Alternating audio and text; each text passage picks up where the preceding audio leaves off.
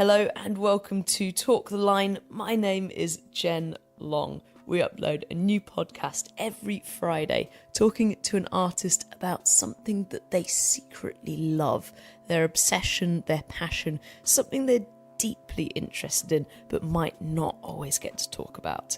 All our previous episodes are at talktheline.blog, from Shura to Amanda Palmer to Justin Young. You can follow us on Twitter at TalkTheLine. You can follow me at Jen Long. I think we're on YouTube and Instagram too, something like that. And it is easy to subscribe to this podcast. All you have to do is click that button on your listening device and you will get a new episode every single Friday. Kevin Baird is a founding member of Two Door Cinema Club, probably the most successful pop rock band to ever come out of Northern Ireland. The three members of Two Door met as teenagers in Bangor, where they made their TV debut at the age of 16 on a BBC TV music talent show, where they came last. In 2007, they conquered social media and chose music over university, releasing debut EP 4 Words to Stand On the following year. Two Door have had massive success across the world with 3 massive selling albums, including their platinum debut, Tourist History. But I am talking to Kev about something a little less celebratory on this week's episode, as we sat down to talk about the Troubles in Northern Ireland. Where to begin? I mean, actually, where to begin though? Because I've been trying to research this, and it's so where to begin? Heavy. Yes. That my head is so full of like organisations that are like 3 or acronyms. 4 letter acronyms. Yes, exactly. But I don't, I guess I always think, just within my lifespan, that it's like something from the 80s, but actually the trouble started in the late 60s. Yes. But it actually dates back way further than that, like the root of the Troubles in Northern Ireland. I guess it depends how far back you want to go. And yeah, I think, you know, the reason why I like to talk about it is I feel that I've noticed, especially since I moved away from Northern Ireland and moved to London and onto the mainland and into England, that I guess a lot of people just don't really know anything about Northern Ireland, to the point that I don't think people don't know, say, Northern Ireland is not in Great Britain, for example. Do you know what I mean? Like, even the name of our country specifies it apart from everyone else. Do you know what I mean? How do you mean that? I know. I don't think I do. I know. I remember when I used to do the radio, and we had a big weekend in Derry, Londonderry, and we always had to say like Derry, Londonderry, and we weren't allowed to say over to the mainland. Yes, that was Could be It could cause some conflict for some people. Yeah. So I mean, even after doing all this research, I'm still not completely sure. I mean, I guess it surprised a lot of people recently when Theresa May did that deal with the DUP, that, say, for instance, like gay marriage is still is not a thing in Northern Ireland. That abortion, obviously, that's been in the news quite a lot because of the 8th Amendment in Ireland, in the Republic, yes, and it's actually still the Republic of Ireland. I see, but it's still illegal in Northern Ireland. So I suppose in that sense, people it's slightly more on people's radars now. Yeah, I think me personally, I find it almost a source of frustration, because I find Northern Ireland makes it, or I guess the negative things about Northern Ireland makes it into sort of the news here in England or in Scotland and Wales. It makes it into the news when that starts to impact usually on England, Scotland or Wales. You know what I mean? It's not really in its own right.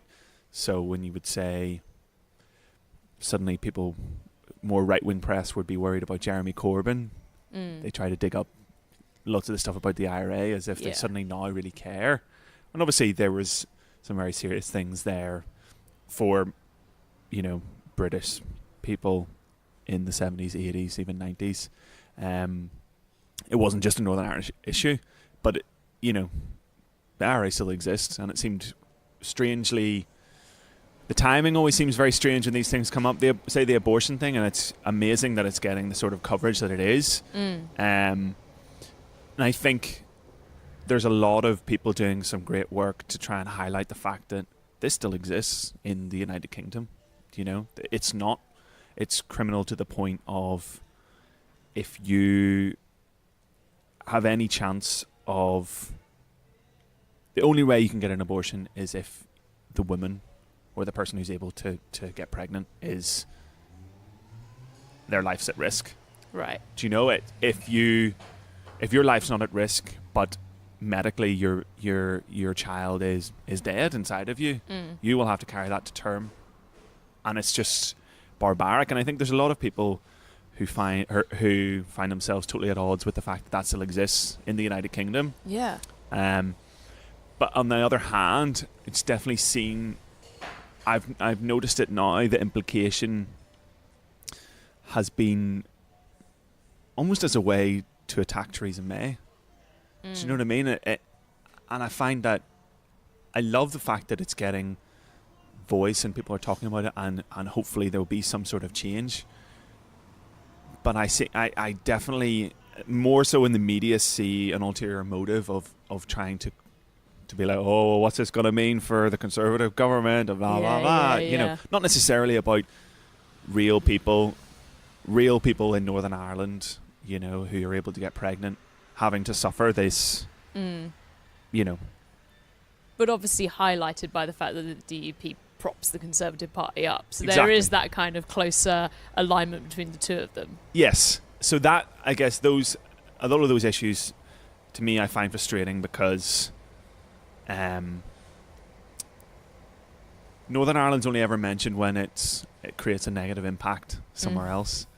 There's so much that's sort of remains very murky, and most people only have a very sort of surface layer knowledge of, you know, of things. You know, it's kind of like, oh, IRA bad, you know, kind of thing.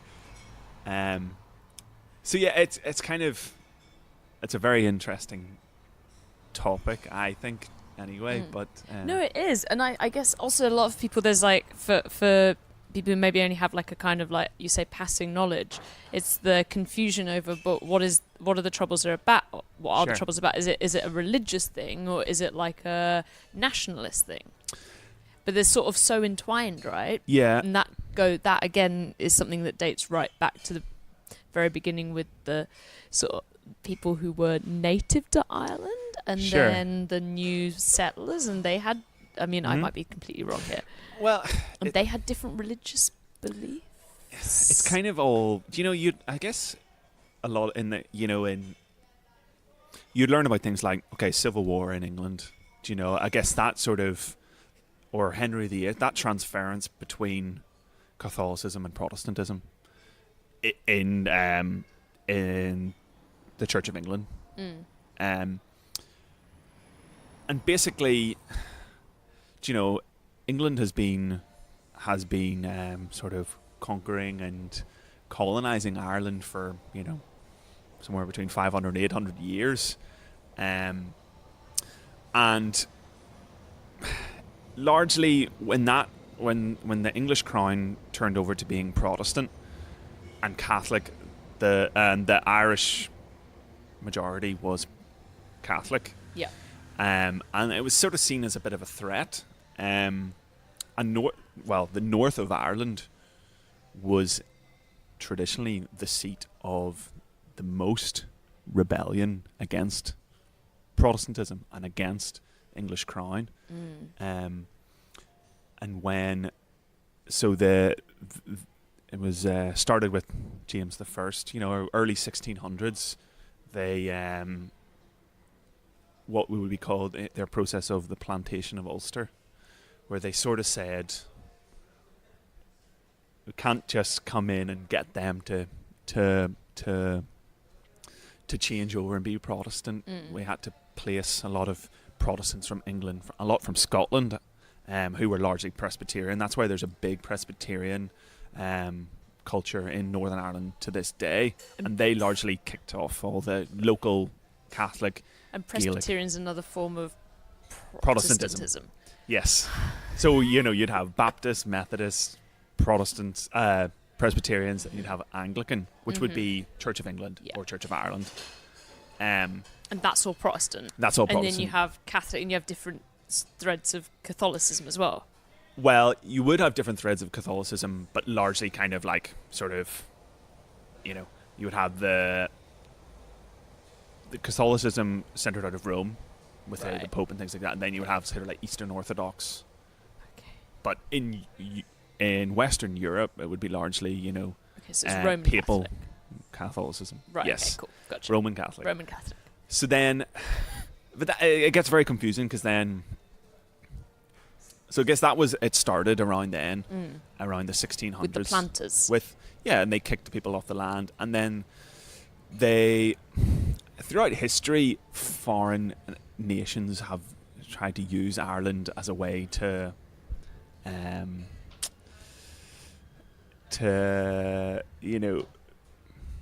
think of the word, weaken, British resolve and so, like say people like more traditionally Catholic countries like France or Spain would have always sort of, helped arm rebels in Ireland and maybe use that as a springboard, as a possible place of invasion to the mainland of the UK. So I think that's why Ireland was always such a problem for the English, was that it was so close. Do you know? Yeah. So maybe I'm rambling now, but yeah. So essentially, that's how the Protestants got there in the first place. Okay. Do you know? And then around this time, there was, kings in Ireland, or more sort of like tribal sort of chieftains, and they all fled to mainland Europe because they were never gonna last under this sort of colonization.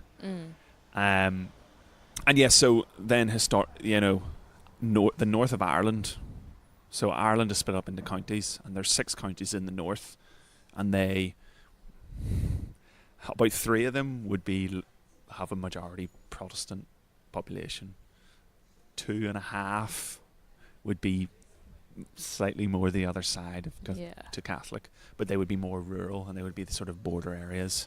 Okay. And then, so once that happened, the Protestants sort of coming to the north of Ireland, settling there, they then over throughout history, by them being sort of loyal to the crown, they would have had the best opportunities in terms of education, in terms of industry, in terms of, so all those traditional sort of, jobs like being a lawyer or owning a factory, or, shipbuilding was very big in Northern Ireland. We built the Titanic, for example. Yeah. All these things, all these industries were being largely run by Protestants, and to the point where, there was these things called the Penal laws in Ireland, where Catholics couldn't vote, couldn't own land, couldn't own a horse. Wow. Couldn't own a fucking horse, for example. Do you know? Because they were Catholic. Because they were Catholic. Wow. And they couldn't marry a Protestant. They couldn't. If a Catholic died, his land or it should be inherited equally amongst all his sons.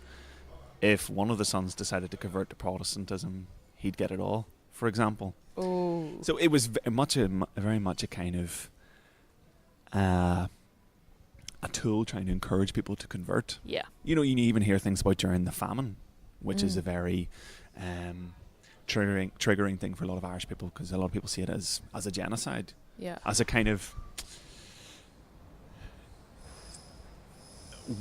willful negligence on the side of the British. It was blight that to the potato crop. To the yes. potato crops. In genocide, in the terms that the blight was induced on purpose. No, in the sense of the government in London did very, very little. Right. Okay. To help. To the level that I think it was the Ottoman Empire, and so modern day Turkey. They offered to give loads of money as a relief, as an aid effort to the suffering, hungry people of Ireland, and it was so embarrassing because it was like 3 times as much as the British government. At this time, it was the UK and Ireland. At this point, 1801, they made it. So then the country used to be called the United Kingdom of Great Britain and Ireland. So it was all part of the country. So this was essentially the UK at the time. Yeah. So the British government had to ask the Turks not to send it because it was too embarrassing. Oh.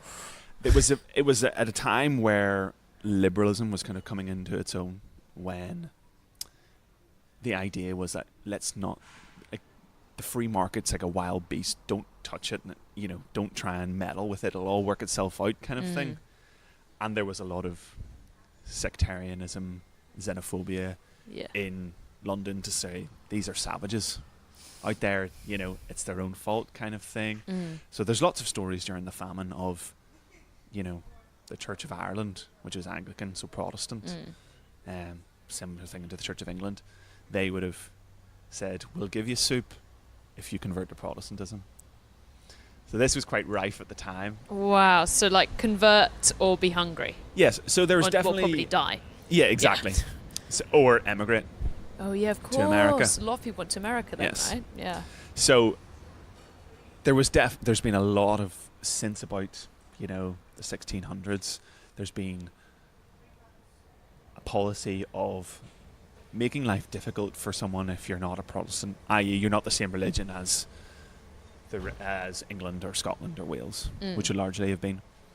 And that is kind of what led to the situation in Northern Ireland, where Protestants were very much the ruling class. Do you know? And in a modern sense, and we're talking about the Troubles. People don't know whether is this a religious issue, because it's just like Protestant versus Catholic, or is this kind of a, almost like a statehood issue of, we want to be British, no, we want to be Irish. Yeah. And I think largely it was a civil rights issue. Do you know, and the context of the time, this really started in the 60s. They were looking at Martin Luther King Jr., they were looking at the civil rights movement in America and going, do you know, the way the system worked in Northern Ireland at the time, we can't vote if you're Catholic, because you had to be a rate payer. You had to pay had to pay tax, which meant you had to have a job, or you had to have, a permanent address. So it massively discriminated against the poorest in society, which were Catholic, because they had less access to housing, less access to education. So they started these marches.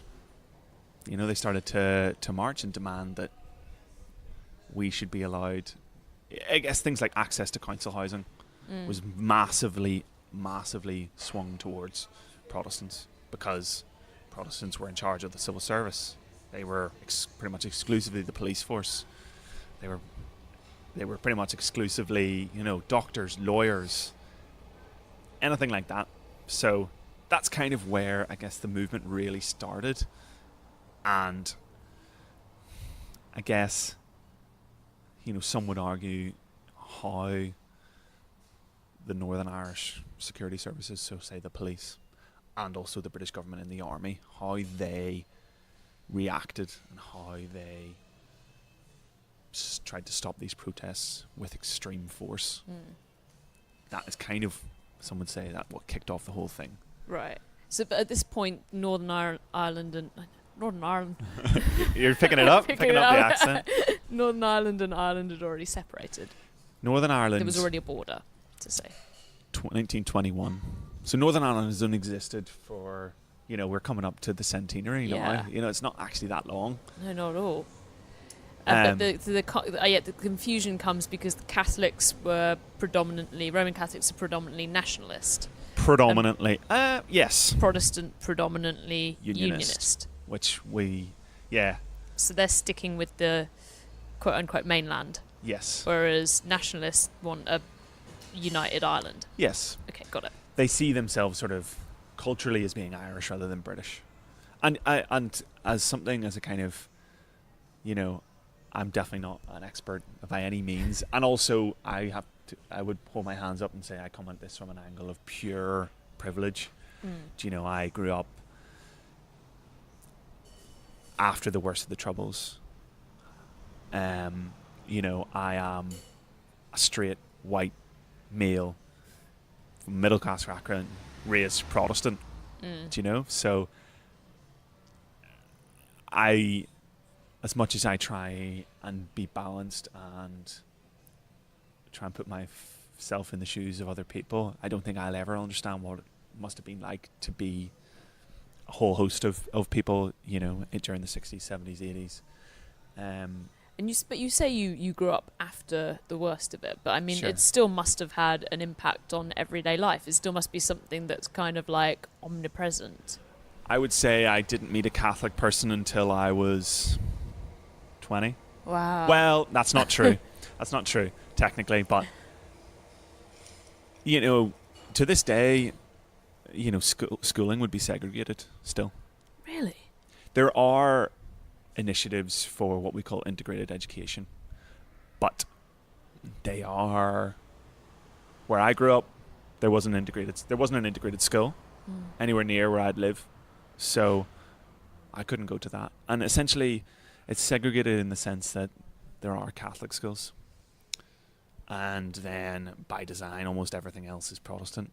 But then in terms of teachers and who recruited, and I guess even religion, like assembly and Bible readings, it would all kind of come from a Protestant point of view if you went to a grammar school or a high school. Essentially, if you didn't go to a school that was either Roman Catholic or integrated, where there was zero religion. And the integration thing is a very recent thing in terms of education. But yeah, so you know what it's like. You're a kid, like you hang out with people you go to school with. Yeah, of course. Do you know what I mean? And I'm not mixing, and also, or say something like sport is very segregated because, say, football would be, or soccer or whatever you want to call it, would be more of traditionally a Protestant sport, whereas you'd have sort of like Gaelic football or hurley, which would be traditional Irish games that would be played at Roman Catholic schools. Do you know? So, if you're a young kid, how are you supposed to meet people, even though community-wise, and that's part of what led to a lot of the Troubles, was that we're very sort of jumbled up and mishmashed together. Is not kind of like the East is Protestant, West is Catholic. It's not as simple as that. Communities sort of interlock between religions.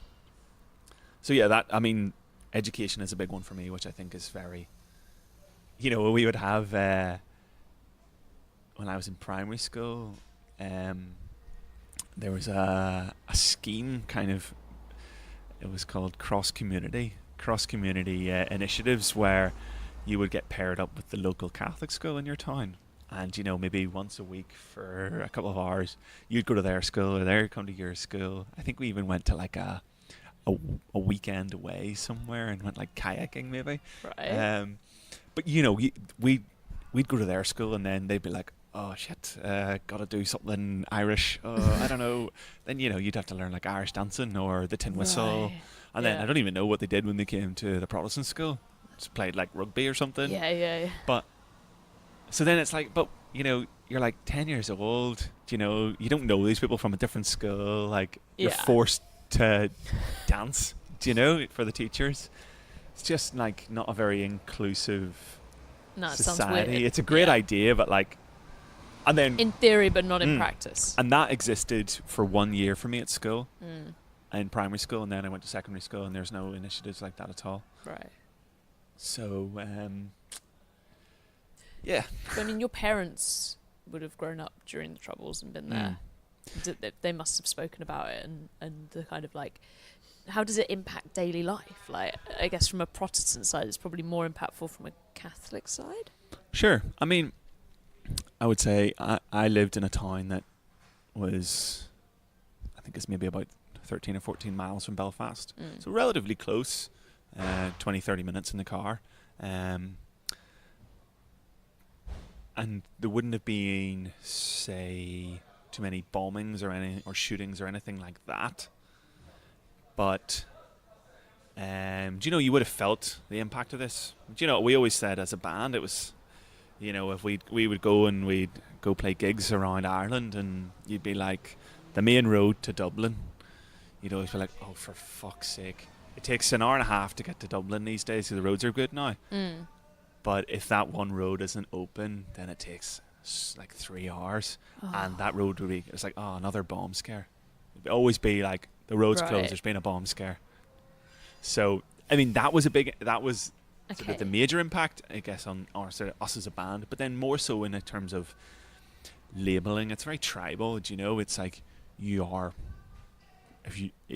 have to be one thing or another. Do you know, and there'd be kids at school who, like, their parents weren't religious, they'd never been to church, but somehow they were Protestant, you know? Yeah. And then, you know, that even in my sort of middle class community, very close to us would be quite sort of bastions of loyalists, and that's another term, which would be the more kind of loyalist communities would be more associated with things like the Orange Order or the UVF or the UDA or UFF. They all have 3 letters for some reason. So these are kind of paramilitary groups who you know, used violence during the Troubles, armed militias basically. So there would be these communities in my little town, and they're still very much affiliated to illegal organisations today. You know, there would be murals painted with, you know, some man in military clothing and a balaclava and a AK-47 in his hand, you know, ready to fight for Ulster kind of thing. And so by loyalist and by Ulster, that's fighting for the mainland. They see it as they don't want any chipping away of their Britishness. Right, okay. So loyalist and Ulster that's not the IRA. That's the other side. But Ulster is a province. Right, okay. So the province of Ulster is Northern Ireland and Donegal. But Donegal is part of the Republic of Ireland. So there are 4 provinces of Ireland: Ulster, Leinster, Munster and Connaught. So, and then within that, then they're split up into states. These are kind of traditional sort of provinces, you know. So, yeah, it's all, and the terms are confusing as well for a lot of people. Yeah. So I just grew up with it, so I know what these things are. But but these loyalist sort of groups, they would have been present, and you know, you'd always have someone who'd be like, oh, don't mess with him, his dad or his uncle or his big brothers in the UDA or in the UVF, or these are sort of terrorist organisations. But they're terrorist organisations because I guess when people think of Northern Ireland and terrorist, you instantly think of the IRA, which is now Sinn Féin. Kind of, does that grow out of the IRA? Sinn Féin, but it's like the legit government party. Well, things like the IRA sort of, they really grew out of the fight for independence. You know, started around 1916, and Sinn Féin as well. Sinn Féin were the pretty much the first sort of party in Ireland when it was called the Irish Free State. The South got independence. You know, they were, and their members were also, you know, at that time they were very much freedom fighters. Yeah. And they kind of split off and sort of went dormant for a long time, and they sort of, Sinn Féin went dormant as well for a long time, and they sort of came back around, I guess they kind of rose to prominence 70s, 80s. So yeah, I guess when people think of terrorism in Northern Ireland, they think of the IRA, though. People from here, I mean. And I think that's been quite carefully crafted to be that way. Yeah. Because, so, you'd have terrorist organisations on both sides. You know, local people picking up arms. Like, you never hear of the UDA. Really. Sure. Like, I didn't know that term until I started doing research Yeah, for this. exactly. But and I think the British government have done a lot to kind of to stop information about that side of it coming out. I think a lot of it is to do with, it's a big issue at the moment, it has been for a long time, what is called Northern Ireland collusion. So during the Troubles, the British security services using these Protestant paramilitary organisations such as the UVF and the UDA to do the dirty work almost. And we're talking assassinations. You being in a certain area means therefore you must be Catholic, therefore, you know, we'll kill you. So, and there is a lot of collusion between the local police force, which were, you know, Protestant. And this has been like uncovered after kind of retrospective investigations, right? This still isn't going just on like, to this day. This isn't like hearsay of any No. kind, These are proper sort of judicial reviews almost. And yeah, you know, these, they're still going on, and they're very, very emotional affairs, because I think the thing with Northern Ireland is that this wasn't, you know, some sort of this wasn't really all that long ago, do you know? So my parents' generation are the people who lived through it, you know. You'd have famous people like, you know, the comedian Patrick Kielty. Do you know his dad was killed? Wow. Suspected by the UVF, do you know, just for being a prominent Catholic. Yeah. But I say Arlene Foster, who was the first Minister of Northern Ireland, do you know, her party, the DUP, who props up the Conservative government here in London, do you know, her dad was he was shot, so by the IRA. So these personal experiences really frame how this tribalism still exists today. Do you know? And I think that's why it's so hard to move on from the legacy of the Troubles, is that, you know, this wasn't 100 years ago. There's people who are still alive today who, do you know, and Northern Ireland's a small place where communities, you know, sort of jumble into each other. So there's every chance in a small rural community that the guy who shot your dad, you probably see him. Do you know, he probably buys his milk in the same place as you. Do you know, he probably buys his newspaper in the same place as you. He might go to the same pub as you. So, and a very, you know, in the peace settlement in Northern Ireland, a big part of it was, I guess, amnesty for people who'd been imprisoned because of acts they'd done under the guise of either protecting their Protestant community or protecting their Catholic community, or, do you know, the idea of reunifying with the Republic of Ireland. Do you know, people who committed, I guess, to some people's eyes, murder, and to other people kind of, it's war. Do you know what I mean? These people have been released from prison, and to a lot of people, do you know, that's a hard sort of pill to swallow. So this is a lot of people will be hearing now about the oh god, what am I talking about? The Good Friday Agreement, also known as the Belfast Agreement. Yeah, so this is what everyone's talking about at the moment, because obviously Brexit is a thing that's happening apparently. That's a whole other podcast. But it kind of calls into question, it kind of goes against certain things that were set out in the Good Friday Agreement around the border. Sure. And then that's kind of stirring up those old tensions.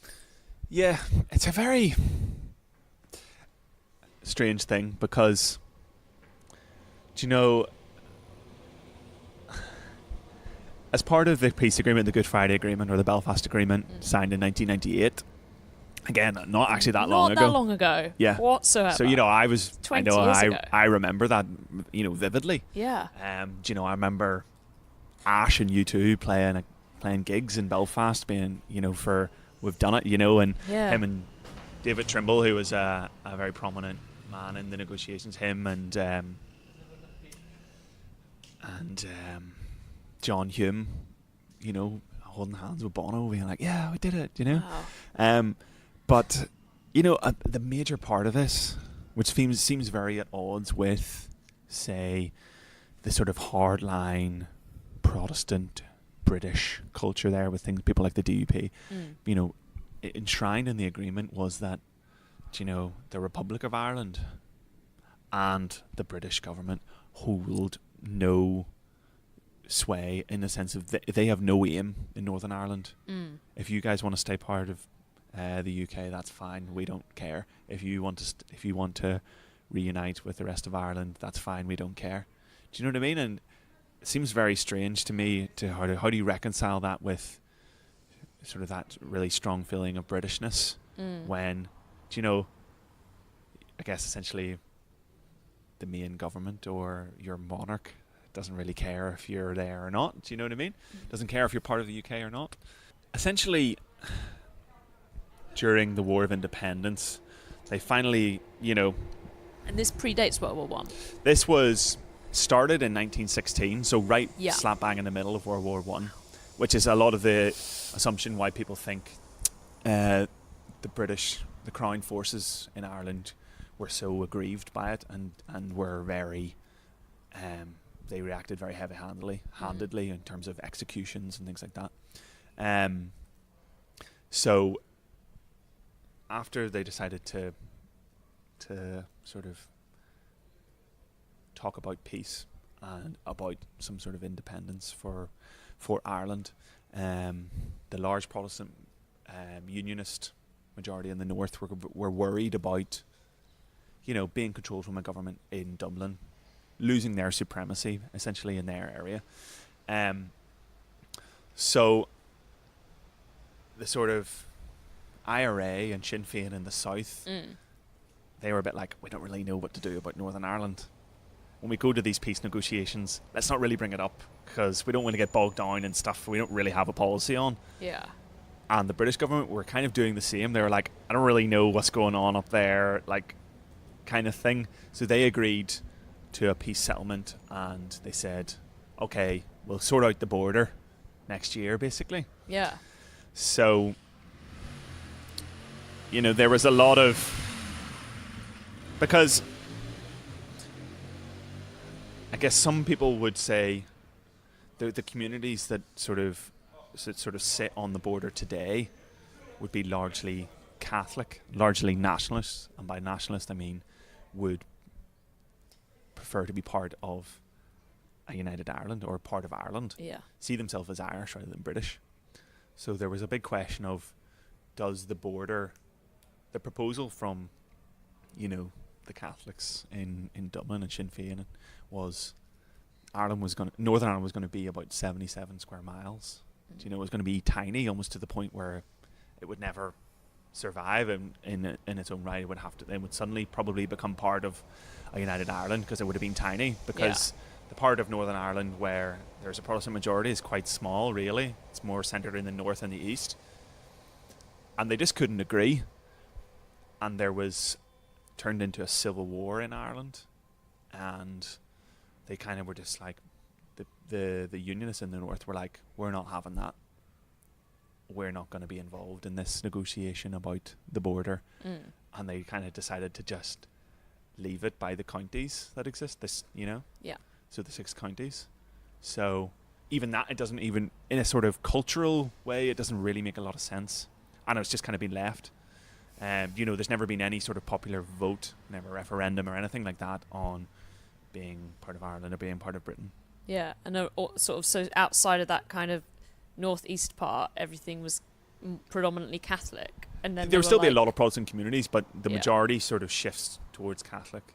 The closer you get to the more west you go. So, places like Tyrone, Armagh, Fermanagh, parts of Derry or County Londonderry, or however you want to frame it. So yeah, the border is quite, people would say it doesn't make a lot of sense in some ways. And I mean, in terms of, you could be on driving down a road, and on the left hand side you'd be in Northern Ireland, on the right hand side you'd be in the Republic of Ireland. So how do you police? It's not a hard border. No. Yeah. I mean, it was up until the Good Friday Agreement. Gotcha. Which enshrine the right of people to decide whether you want to be Irish, hold an Irish passport, or hold a British passport, or both. So I would hold both. It's just useful. Yeah, of course. So yeah, it's kind of, it's a bit of a quagmire. Do you know what I mean? And kind of. Right. So I mean, in terms of Brexit, like you say, you can have both passports. Yes. So then, by next year, could you still have both passports? Yes. The rule is if you or your parent, I think it's or grandparent, maybe they're changing it just down to parent, was born on the island of Ireland, you can. Will that rule remain? Yes. Because you would have to dismantle the Good Friday Agreement, which is essentially what is sort of allowed. The majority, there is splinter groups, the majority of the IRA and the majority of the UVF and UDA to lay down their weapons and pursue political means rather than violent means. But then I guess certain things though have to change because of the. Well, yeah, because of the Brexit thing. I don't know. Does that mean that everyone in Northern Ireland pretty much just gets a European passport next year? It's an interesting one. A lot of people sort of see it as their duty. Some Protestants see it as their duty to, to not do that, to be, even if it, I know a lot of people voted. So the DUP would be the big Protestant political party. Yeah. They wanted people to vote to leave the European Union. And, Northern Ireland rather overwhelmingly voted to remain in the European Union. So a lot of people sort of say it's my duty to vote for something that will cause me financial harm. A lot of businesses and things like that. So I don't know whether everyone will just get an Irish passport or not. Yeah. But yeah, the border things are interesting because, and it comes back to a lot of, I think, people don't know a lot about Northern Ireland or really care. It doesn't really seem like any thought was given to it before the referendum or anything like that, because there's more border crossings between Northern Ireland and the Republic of Ireland than there are border crossings between the EU and Eastern European countries. At that sort of border of the EU, there's more border crossings in between Northern Ireland and the Republic.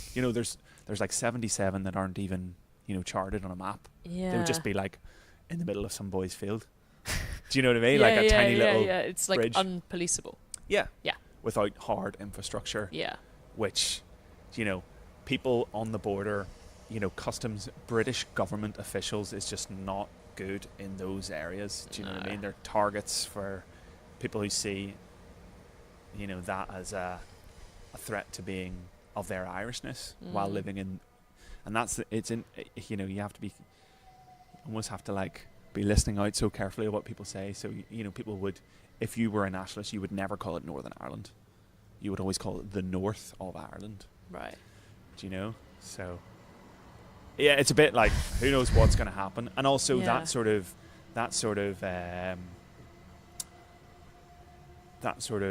seeing it as your duty with the DUP. They then see it as, well, we don't want to be any different to England, Scotland and Wales, even if it's in our benefit. Yeah. So this will never, I think a lot of people are talking about this seems like a way of a united Ireland actually happening, because a lot of Catholics wouldn't have been very fussed about having united Ireland. Because they had financial stability for a long time, and the Republic was hit quite hard in the financial crash. Really hard, yeah. So, and people are kind of like, just don't want to rock the boat kind of thing. We've got to this sort of objectively a level of peaceful time, but when you start threatening their business, their livelihood, even their ability to go across one side of the street to the other without needing their passport, I think this could really sway. This could really sway it to the other side, to be an actual real desire to go back to United Ireland. So who knows? Oh my God. Yeah, it's quite a confusing thing, and I it's hard to kind of it's hard to kind of, I don't know whether you want to talk about it in a linear way of like, and then it's just like, I don't know. It's just it's not a 45-minute podcast, is it? No. I feel like we went off on a tangent with the Brexit stuff, and we haven't even covered, like, for, I guess, maybe people who live in outside of Ireland or the north of Ireland, Northern Ireland, and they just know certain, like, little bits of history, like the Brighton Hotel, sure, or like Bloody Sunday, sure, and you just know these little bits from the news from the past that are kind of referenced at school, maybe in a history class or perhaps in a U2 song or something like that. That's how you kind of get your history to, I suppose, to people who are a lot like myself. It's like, it's still just, it's maybe like a linear narrative is what we need to kind of go, oh, okay. But then, like you said, it feels so weighted towards like the IRA or the bad terrorists. And I mean, they did kill a lot of people. Oh, yeah, completely. Of course. Like, they're not innocent. They're completely deplorable. Yeah. Do you know? It's just, I guess it's not having all the information presented in a linear fashion and in a balanced nature that makes it so confusing to people who haven't grown up there or lived through it or have family who've lived through it and had it explained to them countless times. Completely. Yeah, and that's it, I think. And I think, as I said before, it gets a bit frustrating when things are sort of used as a means to, as an end to something else. Do you know what I mean? So you sort of Jeremy Corbyn, things like that, would be like, oh, look at this picture of him with Martin McGuinness, who is now has died, and he was a member of the IRA and what was the deputy first minister of Northern Ireland for a long time, as a member of Sinn Féin. So do you know what I mean? It's like the Queen's fucking met Martin McGuinness. Do you know what I mean? Yeah. And it's sort of dragged up to be like this the boogeyman of like IRA bad, this person in a room with them, therefore they bad. You know what I mean? I think it's used quite to damage people politically when the context in Northern Ireland is that, okay, so the DUP, who are, it's the government of the Conservatives and DUP, do you know what I mean? That they are in government on a national level. Do you know, they're still very, very, very much affiliated with the UVF. These are terrorist organisations who are illegal. And the same with Sinn Féin, they're very, very still linked with, members of the IRA. And it's funny because, the Northern Ireland's part of the UK. So if you look at, say, like a MI5 might be like the threat of terrorism to the UK. Still the highest level is, Northern Irish terrorists. Not like Islamic State or anything like that, Really? Yeah. From both sides, or mainly from the IRA? From both sides. From both sides. They're still very much active. A lot of it is turned into criminal activity in terms of, I don't know, territory control and drug dealing and things like that. Right. They're still very much active, and things that would be, if it was a Muslim person, it would be like international news. Raided a house and there's bombs and guns and ammunition, and like they always find things like mortars or C4 or whatever. Yeah. Do you know what I mean? But because it's someone from the IRA, it's just like local news. That happens. That still happens. Wow. Do you know? And it's still a lot of kind of territory control. Well, I feel like we need to wrap it up because sorry. we're going on tangents and my head's starting to hurt a little bit. Yeah, no, sorry. No, it's good though. It's nice to know stuff about things that are literally on your doorstep. Yeah. Yeah, and it's good to read up on things which may even, come into the news and politics a lot more prevalently in the future. But if people want to know more, read more, there's a lot of films, right? I mean, there's definitely a lot of films around. There are, yes. Are there any worth watching or or are they mostly weighted to one side? I would preamble this to say there is a suspicion there, and some people would throw out the suspicion a lot that anything that doesn't fit their view of what happened is romanticized. There would be a lot more on the sort of Catholic nationalist side in terms of a little bit more sort of empathy towards them in terms of films. But there's an amazing Ken Loach film, The Wind That Shakes the Barley. It's kind of Cillian Murphy's first thing, basically. Oh, wow. It's an incredible movie about, the War of Independence in the south of Ireland. And then you would have, Steve McQueen did an amazing film called Hunger with Michael Fassbender, centered around political prisoners during the Troubles. Jailed without trial, indefinitely, and that's something that's very important in Northern Ireland. This existed in the UK.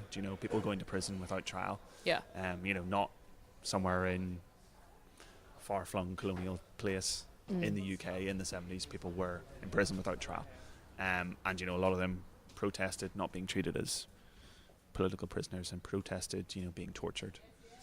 By going on hunger strike, and Steve McQueen did a movie about the most famous hunger striker, Bobby Sands, who was the first. There's loads of great little sort of tangents in this. He's the first person to ever be elected to Westminster while in prison. Wow. Okay. Yeah. And the first ever woman to be elected to Westminster was an Irish Republican. But she doesn't ever get mentioned because she didn't ever take her seat. But she was the first to be elected. Really? What was her name? I think it's Caroline Markovitz, something like that. Markovitch. That would have been what, in the 70s? No, in 1918, 1920, sometime around then. Oh, wow, okay. Yeah. That is impressive. Yeah. So lots of little nuggets of things in there. Okay. This is going to be incredibly hard to edit. I'm just not going to edit it. Edit. I'm just not going to edit it. I'm just going to put it right up. Okay. Thank you so much. Yeah, no, it's nice to talk about. Thank you for listening. A really big thanks to Kev. I hope you enjoyed that conversation. If you did, then I would say also check out our podcast with Arnie from the Vaccines about the situation in Iceland. That is at talktheline.blog. Next week, I'm talking to Lucy Rose about being boring. You've been listening to Talk the Line. I'm Jen Long. This podcast is produced by Paul Bridgewater with original music by Seams. It is a podcast from the line of Best Fit. You can follow us on social media, you can subscribe to this podcast, and you can